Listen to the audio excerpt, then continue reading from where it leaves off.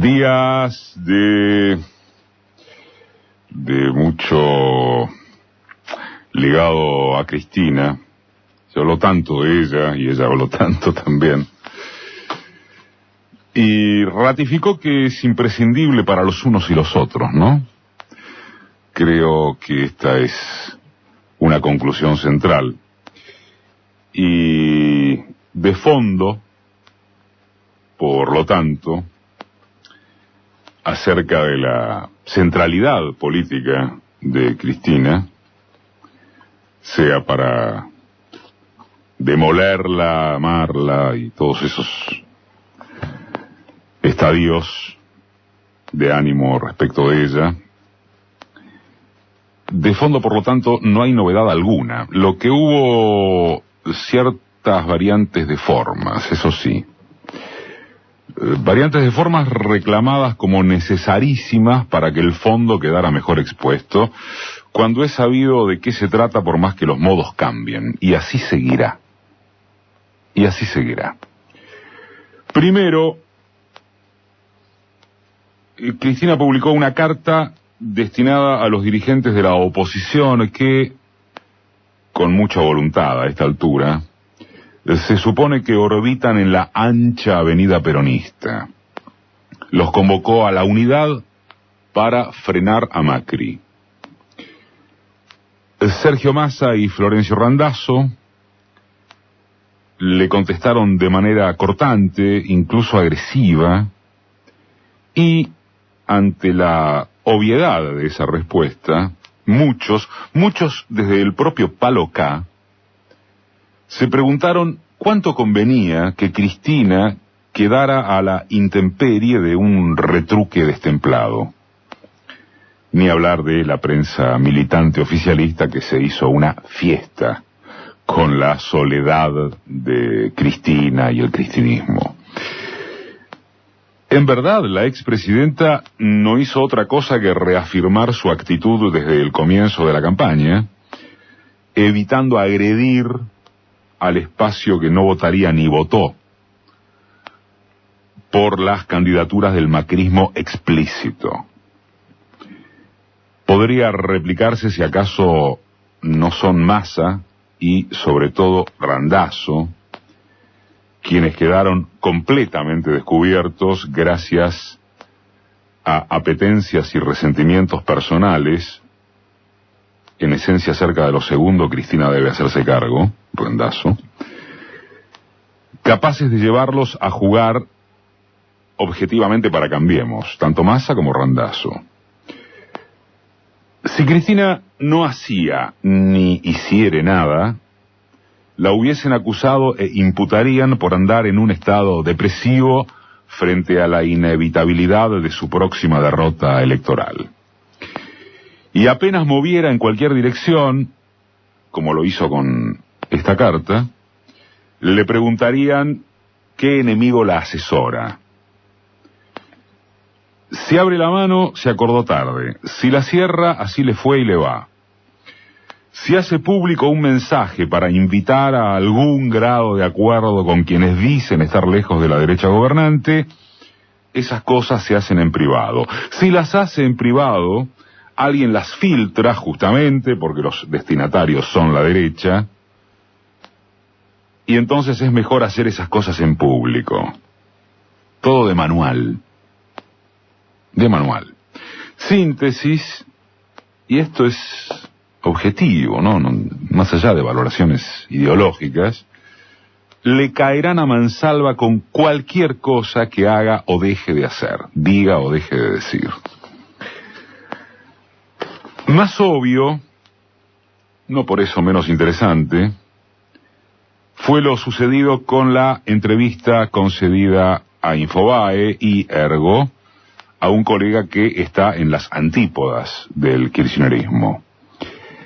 En esto se da una auténtica novedad formal, porque Cristina jamás había aceptado encontrarse con periodistas opositores.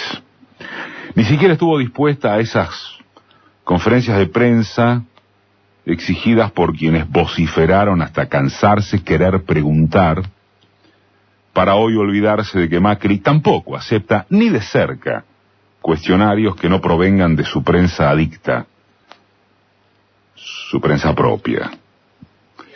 Pero está bien, ese es un apunte desviacionista, ad hominem.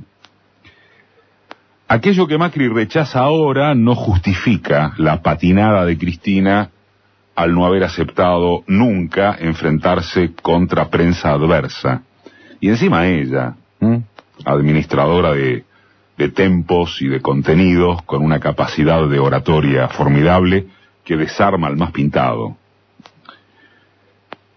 Muy bien, Cristina accede por fin a una entrevista de esa naturaleza y de ninguna manera puede reprochársele al periodista no haber transitado en nada menos que 2 horas todo el acusacionismo anti-K, todo. Yo creo que Luis Novarecio resumió muy bien el queremos preguntar. Y Cristina contestó al resumen punto por punto.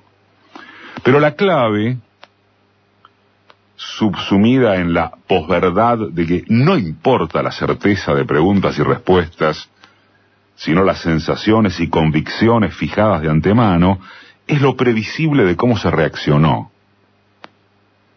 Misma síntesis.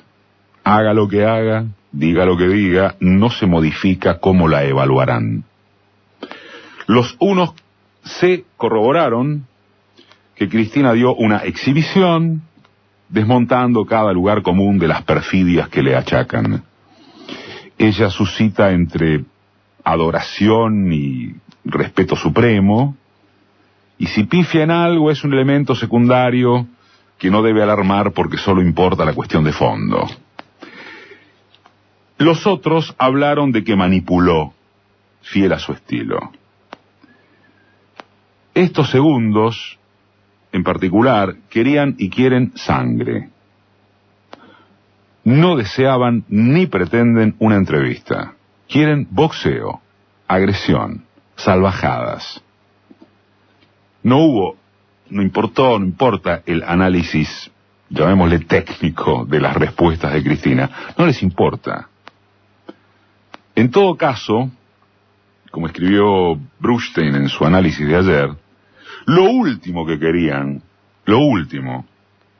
es que Cristina otorgara la bendita entrevista a un opositor.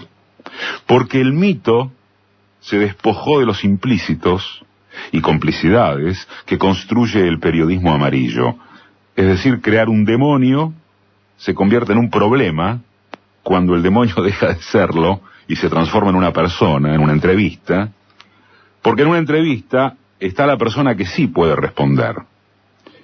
El efecto siempre es a favor del demonizado, en este caso la entrevistada, que deja de ser el demonio cargado de supuestos inconfesables y tiene explicaciones y respuestas que provienen de una mirada que no resulta desopilante ni disparatada. En los diarios impresos y en los portales del macrismo, así como en las redes, ayer, fue impresionante cómo aminoró la repercusión por la entrevista a Cristina. Poco menos que se extinguió. Y fue justamente por aquello. Porque el demonio se había personalizado en la entrevista que no debía dar, para mantener el mito de que le resbalan o no tiene defensa sobre las acusaciones de corrupción, debido, el memo de entendimiento con Irán, no importa. No por nada, ayer la agenda pasó a ser que la gendarmería peritó que a Nisman lo asesinaron, y a la vez que el desaparecido sería obra de unos gendarmes sueltos, y a la vez que la London Fashion Week quedó ensombrecida por el terrorismo, y a la vez que San Paoli volvió a dejar afuera a Higuaín. Se cumplió acabadamente que Cristina contendiera versus el sentido común de preguntársele en serio. ¿Y qué pasó? Bueno, pasó que los unos y los otros siguen pensando e instrumentando exactamente lo mismo, o más todavía. Y que los comillas, indiferentes o fluctuantes le brindan al asunto entre cero y muy poco interés, o con mejor precisión quizá, que en función electoral, de coyuntura, tampoco nada les mueve mayormente el amperímetro.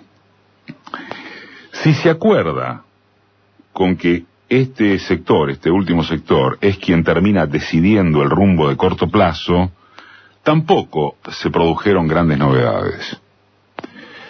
Hay, por favor escúchese entre comillas, un veranito económico signado por efecto paritarias, aumento de jubilaciones y pensiones gracias al mecanismo fijo estipulado durante la gestión kirchnerista, inyección de fondos a los movimientos piqueteros para que no jodan la calle, mucha plata en la obra pública que le denostaron por corrupta o clientelar al gobierno anterior, turismo al exterior y compras idem, gracias a un tipo de cambio sujetado por la bicicleta financiera. Hoy justo vamos a presentar una producción sobre quiénes son los mercados. Hay créditos hipotecarios con tasas de interés peligrosísimas, pero hay suficiente para que Cambiemos gane en octubre y avance con reformas laborales, previsionales, impositivas, junto al renovado ajustazo en las tarifas de servicios públicos que los voceros gubernamentales calculan, es decir, advierten que ejecutarán en alrededor del 30% anual. Eso es lo que se viene en las tarifas, después de octubre. Y si mientras tanto, como señalábamos, continúa el festival de endeudamiento externo que financia el déficit, y no hay forma de que se repare en que por esa vía se vuelve a 2001, a las condiciones objetivas de 2001, indefectiblemente, bueno, hay el ordenador ideológico de Cristina, el ordenador político, para convencerse de haber estado peor y que el problema eran las cadenas nacionales del kirchnerismo y los bolsos de López. Rige un Estado al que vaciaron de financiación porque, entre otras cosas, había que liberarle el cepo al campo. Pero lo trascendente era y es que el cepo sea sobre las fantasías de liberación clase mediera. De eso se encarga el aparato mediático del gobierno, que por supuesto es periodismo independiente. Ahora pudo preguntar. Y a todo esto, ¿dónde está Santiago Maldonado?